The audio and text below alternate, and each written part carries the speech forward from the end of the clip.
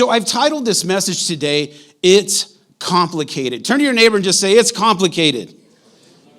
And you know what? You're not telling them anything that they don't already know. Things are complicated. And you know, a couple years ago, exactly 2 years ago, we were getting ready to plant this church, okay? And I got invited on this skiing trip with these pastors. And I was like, oh, man, this seems crazy.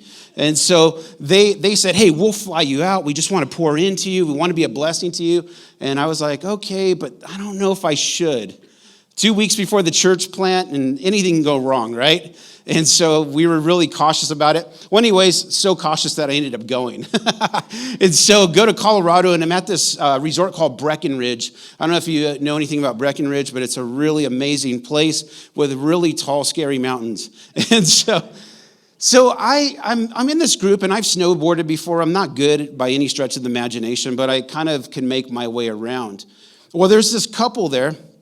And they're new pastors too, and they're new to skiing and all that because they're from San Diego, California. If you don't know, they don't get snow there, people.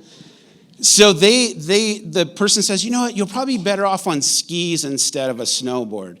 And you know, I'm always down. I like to make people feel good about themselves, and I could see they're a little insecure about it. I said, you know what, guys, I'm going to ski for the first time, and I'll do it with you guys. So we're like, yes, let's go.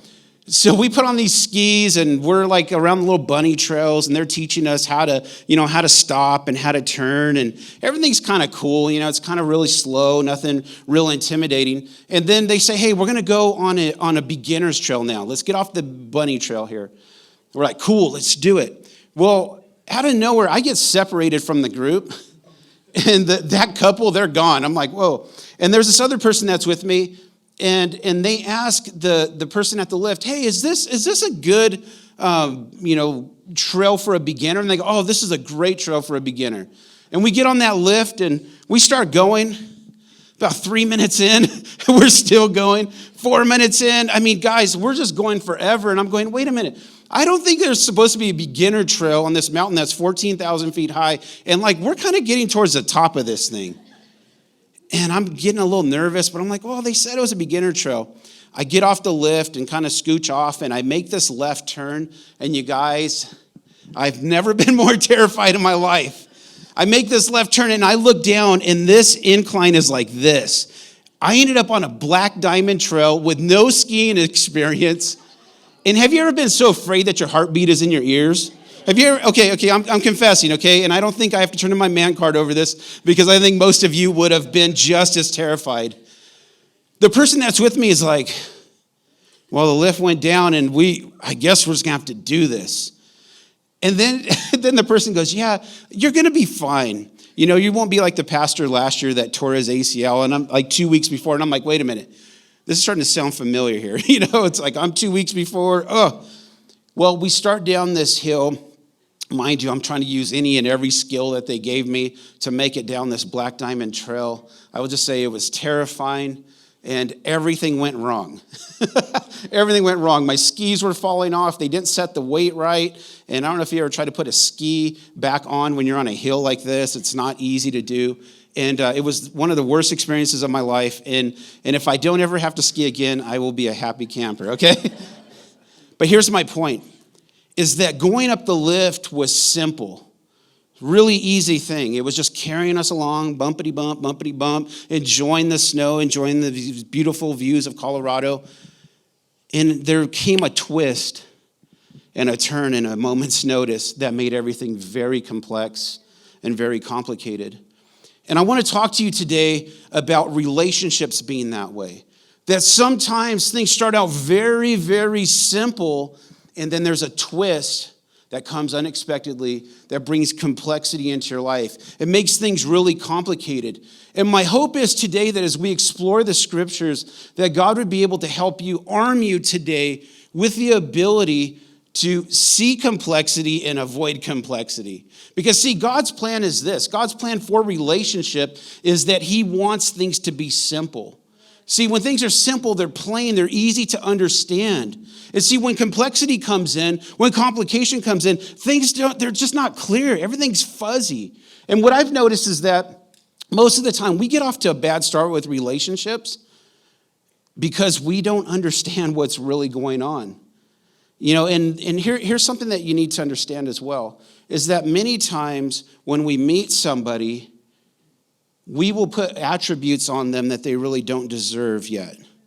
And we dive in head first. And this is part of our culture. This is how we live. We don't let things play out. We don't let things breathe. We just dive straight in. It's like, man, I met with them, and you know what? I went on one date with him, and he is amazing. Man, he's got great looks and beautiful locks, or whatever you're into. He's got fantastic style, and man, you wouldn't believe the car he was driving. So in your mind, you're attributing that this person is great looking, and this person is successful, and he or she is the one for you. All just in one meeting. And then they were in this conversation over dinner, over this great meal that you shared. You go, man, I can't believe how honest and how open and how transparent this person is. And I just feel safe. And you're like, wait a minute, you've only known them for 20 minutes. And that's really simple to start. But the complexity comes when you find out that, yes, that person's great looking, but then they're all about themselves too. And yeah, they dress really great and they smell good and they're really trendy, but they've got tons of credit card debt. And that really nice car, you find out that that's not really their car. That was a rental because their 1982 Honda Civic is in the shop. And they still live at home with mom and dad. And then all of a sudden, as you get to know them, you realize that they're not really people that tell the truth. They hide and they shuck and jive, and that they kind of have a one-track mind, ladies. You know what I'm talking about. And now all of a sudden, this thing that was so simple that started over a really nice meal and a really great conversation has now gone from simplicity to complexity. Because now you're going, wait a minute, I thought I knew this person. I thought I figured them out. I thought I read them well. And who is this person? They're not the same person. And see, I want to talk about that today because that's how many of us, we live our lives, is that God is trying to bring simplicity. He's trying to bring this confidence into your life, and we just continue to bring complexity into our relationship. It goes beyond dating, guys. It goes into our marriages. It touches our parent and child relationships. It touches our friendships. It touches our community. Have you ever been around people, let me just say, they are all about the trauma and the drama. Have you ever been around those folks? That they're always dragging stuff in, and you're like, wait a minute, how do we get here? Well, we need to talk about this today. We need to talk about this, and I believe that there's reasons for it, and we just kind of want to unpack it. So I'm going to kind of dive into a little bit of the negative a little bit today, if you'll allow me to do that, and then we're going to end this thing on a positive note, okay? You guys good with that? Okay, you guys with me? Awesome. So one of the issues that I want to warn you about is that many of us, we're taking our cues from the wrong places when it comes to relationship. We're taking our cues from pop culture. If you don't know what pop culture is, it's popular culture. And if you've ever noticed as you live, if you've lived for Christ, that popular culture is always at war with God's culture, with kingdom culture.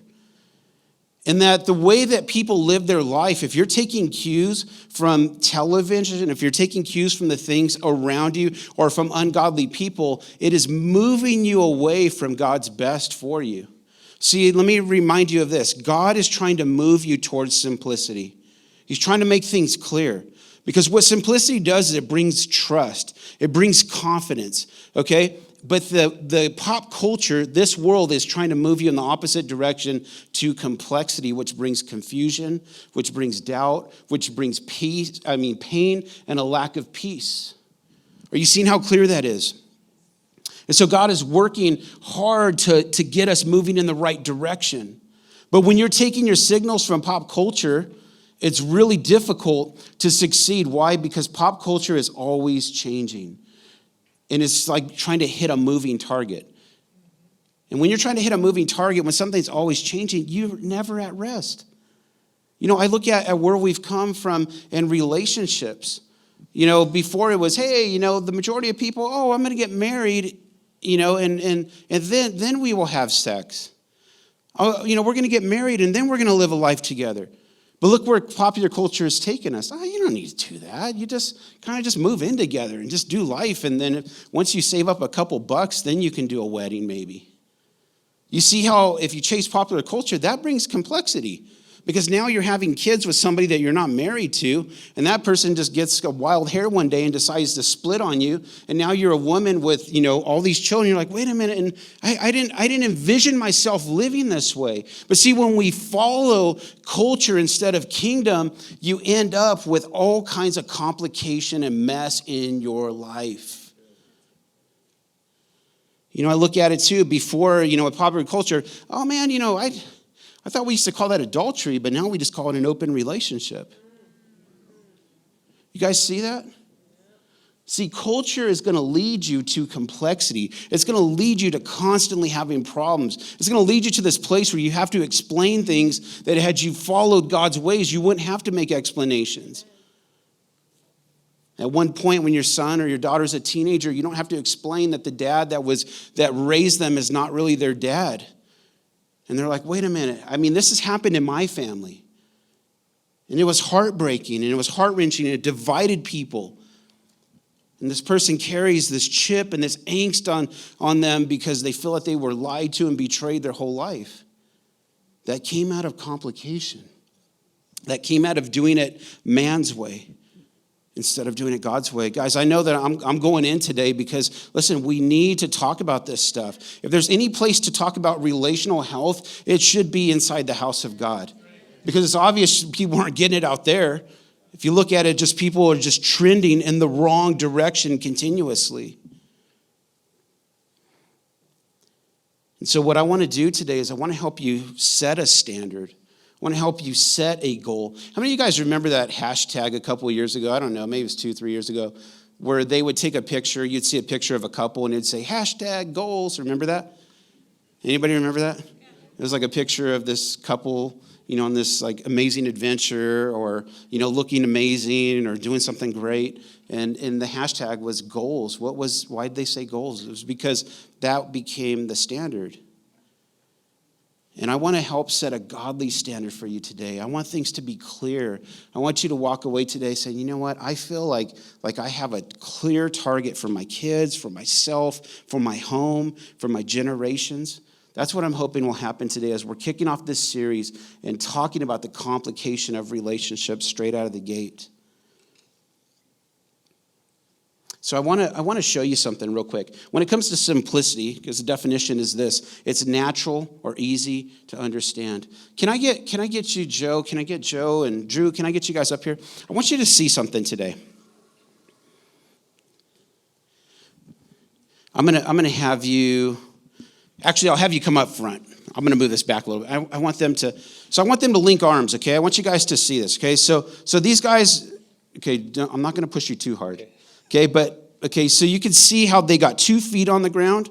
You see this? This is real simple here, okay? 2 feet on the ground, these guys are strong. Okay, so this breeds trust, okay? So if I say, hey, can I lean on you? Yeah. I can lean on them. You guys see this? I can lean on them. This is simple. Now let's make it complex. I want you guys to get on 1 foot. So you see what happens there? And that's the question. Thank you, guys. I just wanted you to see that real quick.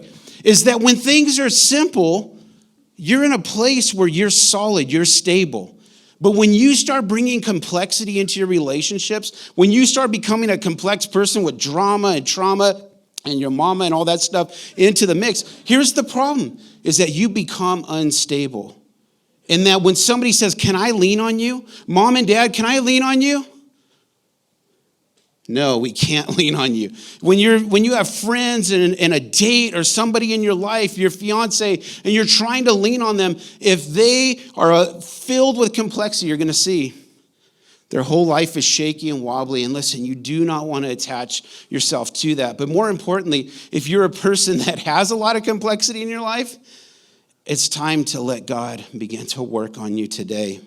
So what I want to do is I want to give you an instability checklist, okay? Can we do a little bit of inventory today? I want to give you an instability checklist. These are characteristics, and I just gave you 3. I could have gave you 300.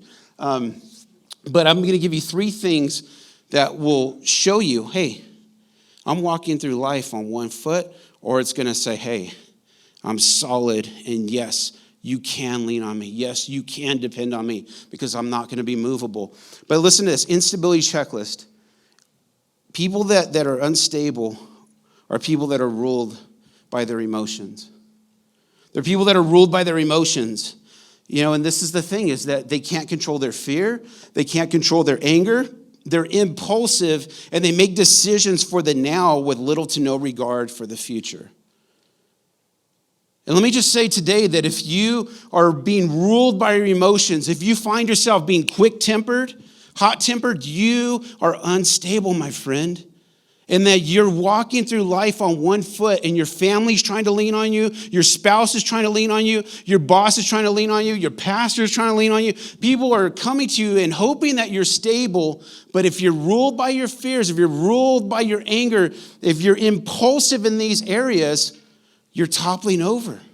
You're toppling over. And I believe that today that God is not here to convict you and, oh man, I'm so messed up and I'm ruled by my emotions and I don't know what to do and I actually feel like crying right now. But I'm here to tell you that there's hope for you. And that just the fact that God is pointing this out to you is a blessing because he's calling you to stability. He's calling you to be anchored. The other thing about people that are unstable in relationships is that they're deceptive. They're deceptive. They tell lies. And not only do they tell lies, maybe you go, well, I don't just tell blatant lies. But let me ask you a question. Do you keep your word? When you say you're going to Johnny Boy's baseball game, do you show up or do you purposely work late that day? Do you tell your wife that you had to work late, but then you're at the office? We were at this place the other day in this specific city, and they had a bar called The Office. So I guess they're not lying, but they kind of were lying. Do you have secrets? Do you have one life at work and one life at home? Do you have one life at home and one life at church? That's unstable. It's unstable. So here your kids are trying to lean on you and understand how to walk with the Lord. You're all over the place.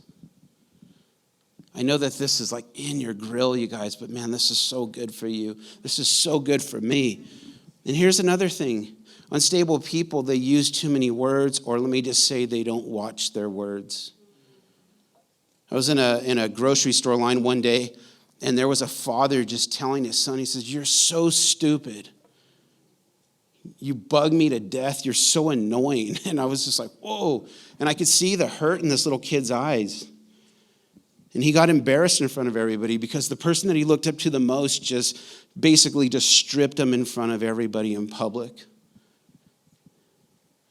Unstable people don't watch their words, and they also use too many words. I want you to see this in Scripture. In Proverbs 10:19, it says this. It says, "In the multitude of words, sin is not lacking." You see that? "But he who restrains his lips is wise." This will help some of you, especially those of you that are married, that just because you think it doesn't mean you need to say it.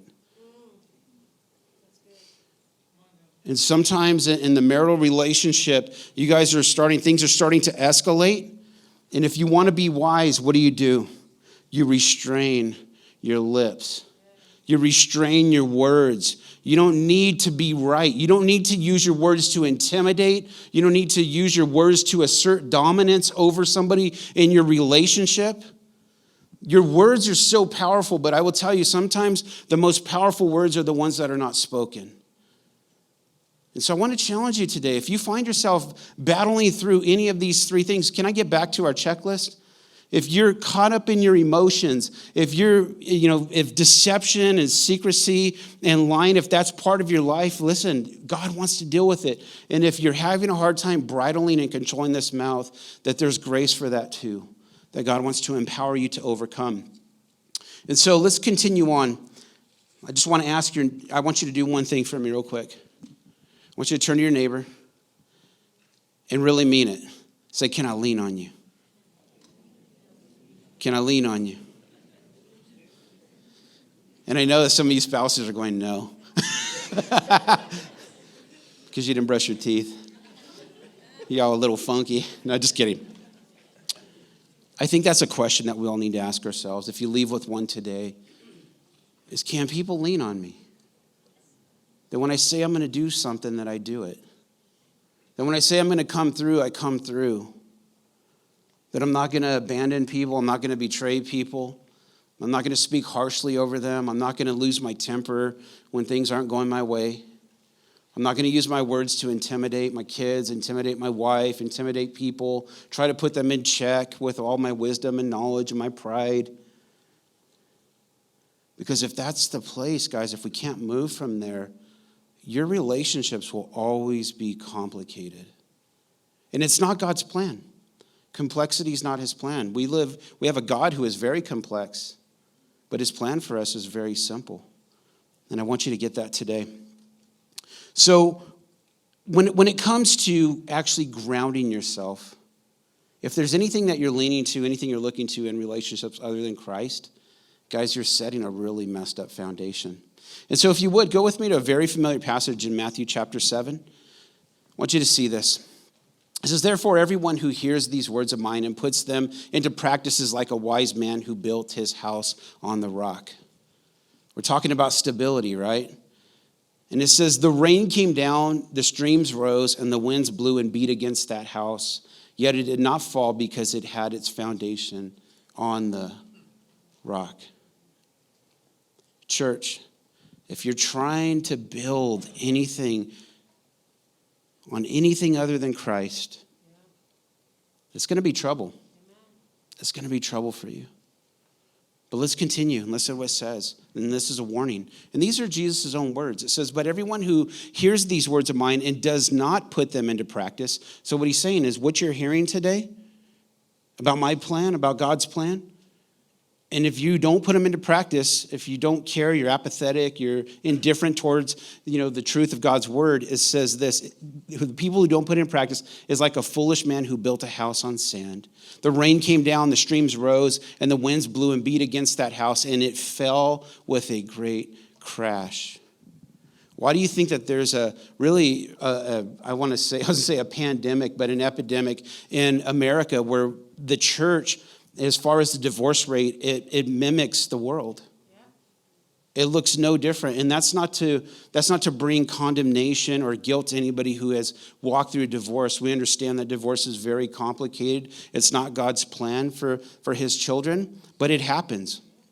And that there's healing from it and that there's restoration on the other side. I genuinely believe that. But many of us can avoid those pitfalls if we would build our relationships on Christ. If we put him at the center at all costs, that we stop chasing pop culture, we stop chasing the opinions of man, stop chasing our emotions and stop chasing our own desires. If we will put him in the center, everything will begin to make sense. Everything will begin to work. Things will begin to flourish. Will it be easy? No, but it's worth it. It's worth it to put God at the center of our relationships. And this kind of leads me to where I want to talk to you over the next 15 minutes.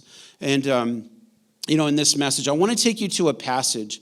And there's three things that I believe are vital when it comes to actually having relationships that are strong. Relationships where you're avoiding the complication and you're living in simplicity and things make sense and you feel that trust is at the center. You feel as though there's an understanding, a mutual love, and a mutual ability to move forward together. And so I want to take you, if you would, go with me to Genesis 15. And as I lay this out, I want to give you this one thought today. I want to give you this one thought, and it's really important. Do you have that slide over there? Because I want it to come up on the screen, if possible, about covenant is the cure for complication. Covenant is the cure for complication. I don't know if you got that or not. But this is something that you have to understand. That covenant is a word that we don't use often. I don't call Joe up on the phone every week. Hey, man, so how do you think our covenant's going? Or I don't walk up to people, hey, man, Robert, how's your covenant, man? Your covenant all right? Yeah, cool. But what it is it's a binding agreement between two people. And it's an all or nothing type relationship. It's different than just a kind of like hidey-ho, hey guys, how's it going? No, this is when you're entering into really an agreement with somebody to say, you know what, everything that I have is yours and everything you have is mine, and that I'm backing you with my resource. I'm going to back you with the love and affection that I have for you. I'm backing you with everything. That if we were in an alley together and we were about something bad was about to go down, I know I would turn and you're like right there. That's the kind of, life that we're talking about. That's a covenant relationship. And I believe that covenant is it's the cure for complication. That when your mind begins to shift and you think in terms of covenant relationship with people, there's a handful of people that are really close to me and that I'm intentional with. My wife, and there's certain friendships that I really build into, and they could call me at 2 a.m. and be like, hey, I had a blowout on the freeway and nobody's picking up their phone. I'll be there right now.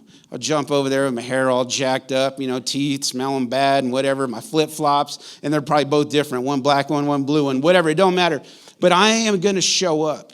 And that's the difference. And see, the society that we live in, the culture that we live in, we don't get covenant. We get convenience. That relationships are to be used to move you forward and advance in your own agenda. We like to connect with people, this term called networking, right? We network with people because they're going to connect you to somebody else that's going to further your career, further your ministry, somebody that's going to open a door for you at a job. And so we're smoozing and kind of like, hey, man, what's up? And every time you see them, you pretend like you really know them, but really you don't know anything about them. You just know their face. I was at a pastor's or a conference, ministry conference this week, and I have lots of people in my life like that. Hey, what's up? How's the church doing, man? How are you guys doing? Oh, but truthfully, it's just a thing to do. But I'm not in covenant with them. Those people are just acquaintances. But I believe that your world will shift when you start shifting and say, you know what? I've got to find some people to be in covenant relationship with. I need to find some people that I can sow my life into and in turn have them do the same. Somebody that can look at me and say, Steve, I know things are hard, but you have got to keep pushing, man, because your great things are on the other side of that hump. And they get behind you and they're like, pushing you up over the hill. Yes. And the same person that would do that and encourage me would look me in the face and say, you know what, Steve, you have better get your mind on right, man. You need to get your heart in the right place because you are treading in deep waters and you're about to make decisions that are going to cost you everything. And I care enough to get in your grill and get in your face today to tell you the truth. Somebody that will love me and somebody that will care enough about me to get in my grill when I'm off base. See, that's different. Those people that, hey, how's it going? The people you wave at church, it's so good to see you. Those aren't covenant relationships. But my question is, are you seeking out those kind of relationships? And if not, I believe that today God is speaking to some of you. There's people here that you're meant to connect with and do life with them. And there's some of you, it's like you've been walking and journeying through this life as a nomad. And I want you to know that the days of nomadic living are over. That Christ, as he has brought you into the kingdom, has brought you into a family. And it's time that you start connecting with some people. And so it's time. And see, when I look at our generations, it's really tough for them to grasp this idea of covenant because we live in such a non-committal society. I'll be there unless there's something better that comes up. I'll be faithful to you as long as I'm still attracted to you. You have my loyalty as long as you agree with me and do what I want. That's not covenant. That's not covenant. See, in covenant, the interesting thing about it is that when you enter a relationship, and if you're married, I want you to know that's probably that's your first covenant. But I want to challenge you to think differently. Because when you think differently, you live differently. And see, what covenant is doing is that it's entering into relationships with people where you're going in without creating an out. Let me say it again. You're going in without creating an out. And see, Jesus, when he came to die on a cross, and he came to fulfill a mission that the Father sent him to do, to win you and I back, to redeem us and to restore us. He didn't come with an exit strategy. He didn't come with a plan B, just in case everything goes bad and I just don't want to do it. Then, I'm just going to make a way to where I can kind of ditch out on them and hopefully they'll just find their way back to us. No, he was committed to it. He was committed to you. He was committed to me. He was committed to all of us because he came to bring a new covenant to us. And I just want to challenge you today to think differently. When you pray and you meet somebody and you feel that there's just something that clicks, ask God, am I supposed to be in covenant relationship with that person? Am I supposed to take this deeper than just a kind of a hi and bye on Sundays? Are we supposed to do life together? Because if you don't have people like that in your life, guys, you're missing something. You're missing God's best for you. And so what I want to do is I want to take you into Genesis, and I want to pull out 3 things in the time that we have left. And I just trust that God's going to speak to you today when it comes to covenant. So let me read through this passage real quick. If we can go to Genesis chapter 15, verse 1, it says, and so this is about Abram, okay? This was about Abram, and he actually ends up cutting covenant with God. But he says, after these things, the word of the Lord came to Abram in a vision, saying, do not be afraid, Abram. I am your shield and your exceedingly great reward. Wouldn't you love God? Would you love it if he told you that? Well, he has. But he's telling him, I am your shield and your exceedingly great reward. Let's go on to verse 7. And so it continues. It says, then he said to him, I am the Lord who brought you out of Ur of the Chaldeans to give you this land to inherit it. So he's saying, listen, I want you to follow me. I'm going to be, your exceedingly great reward and, your protector, your shield. But then he also tells them, hey, I'm the one who's bringing you out of where you were and calling you to a new place to give you an inheritance. Let's continue in the next verse. And it says, and he said, Lord God, how shall I know that I will inherit it? So he's saying, listen, if we're making this deal, if I'm entering covenant with you, God, how will I know? Like, what is the sign that we're actually in covenant together? And what God does is God cuts covenant with him. And Abram, he cuts covenant with him. So let's continue in verse 9. It says, so he said to him, bring me a 3-year-old heifer, a 3-year-old female goat, a 3-year-old ram, a turtle dove, and a young pigeon. So God says, hey, go get some animals, man. And they're getting ready to do a sacrifice. Let's continue in verse 10. It says, then he brought all these to him and cut them in two down the middle and placed each piece opposite the other, but he did not cut the birds in two. When we have time someday, we'll dive into what covenant was really about in terms of how they did it. But that's what God was saying, is they were cutting them in two, and he was separating the bodies, and you'll see, like, they walk through it. It's kind of a real intricate thing, which is cool. But let's continue, because I want to close this out. And when the vultures came down on the carcasses, Abram drove them away. There's 3 things I want you to see here that happen. So God speaks to him. Okay, and God reminds him that I've called you from where you were to this new place. They cut covenant, and then you see that the vultures come down and try to eat the carcasses, and Abram, it says he drives them away. The vultures, get out of here. Okay, I want to share 3 things with you. Number 1, when it comes to making covenant the cure for complication, number 1 is that you have to set proper expectations. Set proper expectations, okay? So what we see here in Genesis chapter 15, verse 1, it says right here, God is saying, I am your shield and your exceedingly great reward. You know, when we complicate things is when we try to make other people our shield and great reward instead of God. And see, when we start looking to other people to bring fulfillment, when we start looking to other people to protect us, to inspire us, to motivate us, to fulfill us, to reward us, and even to bring meaning to this life, you know what happens is we put weight on them that only God is meant to carry. And people start to feel crushed under that weight. They get crushed under your expectations. You'll have a marriage, it's like, oh man, I just feel like I can never do enough for my husband. I can never do enough for my wife. I don't fold the towels right. I don't vacuum with the right lines. I don't have the right lines in the grass. I don't shop. He doesn't like my cooking. I can never do enough. A child with a parent, I can never do enough. I got B's. I used to get D's. Now I got B's, but now it's not good enough unless I get A's. You know what? It's not good enough that I join the team, but my dad's upset because I'm not a starter.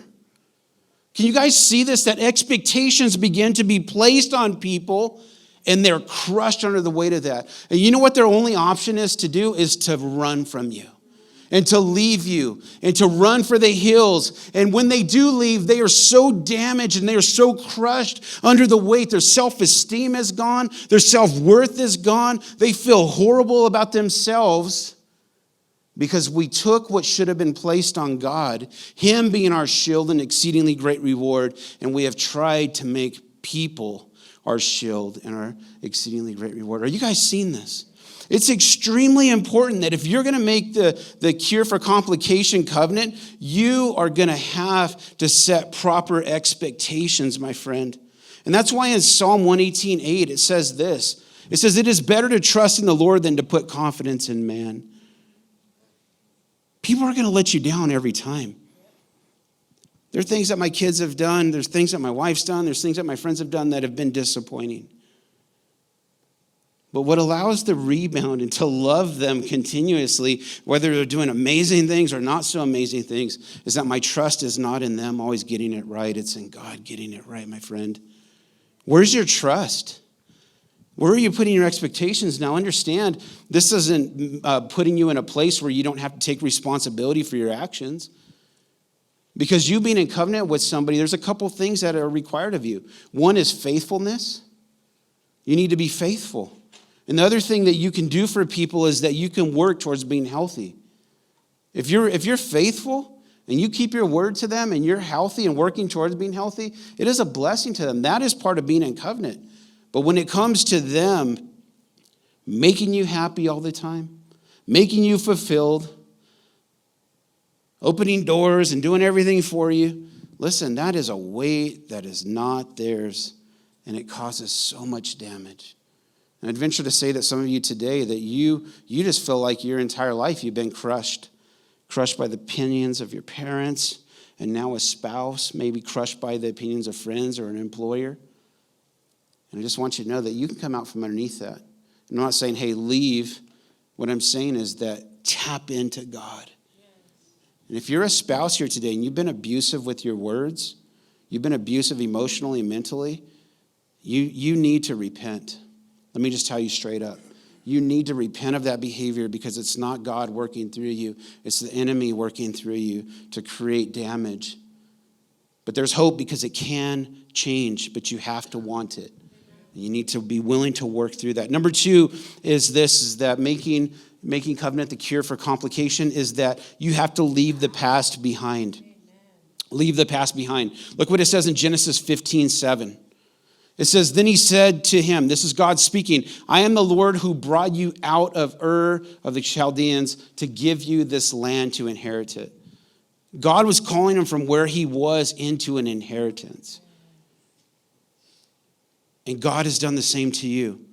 That if you are a Christian, if you have put your hope and your trust and your belief in Jesus Christ, God has removed you. He's made you a whole new creation through Christ Jesus. All the old has been gone. Come on, new is here. And He's taken you from where you were positionally into a new place. And He's given you an inheritance. He's given you a new covenant through His Son, Jesus Christ. And so He's moved you. So we don't have the option of trying to move forward and stay where we were at the same time. You have got to make a choice. You got to make a choice. You either move back to where you were and I'm angry and I'm bitter about what my mom did and I'm angry and bitter about what my dad did and what my ex did and what they said and what my coach when he embarrassed me in front of everybody, and you're just mulling and stewing over this past church hurt and you're stuck over here, but yet God's calling you over there, but you keep spending time mentally and your energies over here. You cannot do both. There is a decision that has to be made. Yes, I'm hurt. Yes, I got jacked over. Yes, this was a mess. And man, it was a horrible time. But thank God that He's calling me to somewhere new. He's saying this, I am the Lord. Yes, come on.